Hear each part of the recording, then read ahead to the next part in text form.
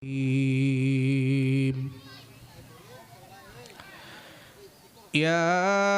أيها الذين آمنوا قوا أنفسكم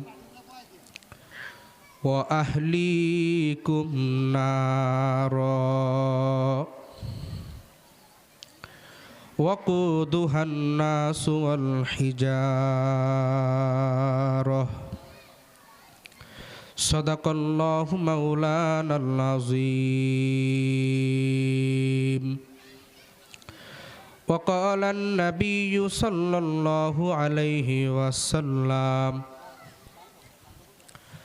خيركم من تعلم القرآن وعلمه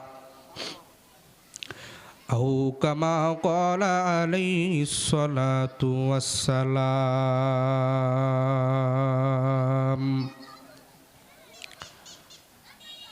আজ থেকে বহু বছর আগে এই দুনিয়ার বুকে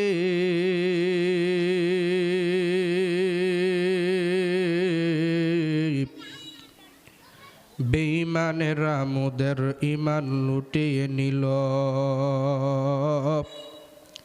দেখি নাই খেয়াল করে কথা বলেন ঠিক না বেঠিক ঈমান ঈমান বলো মানুষ ঈমান কি এতই সোজা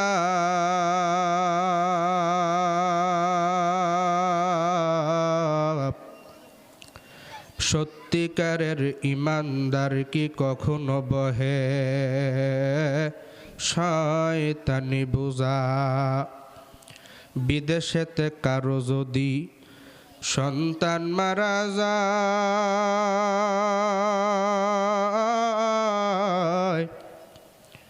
পশু পাখি না জানিতে জানে রে তাহার মায় কথা বলেন ঠিক না ঠিক তুমি মানুষ যেদিন মারা যাবে ছেলে কাঁদবে মেয়ে কাঁদবে তুমি মানুষ যেদিন মারা যাবে ছেলে কাঁদবে মেয়ে কাঁদবে কেঁদে বলবে বা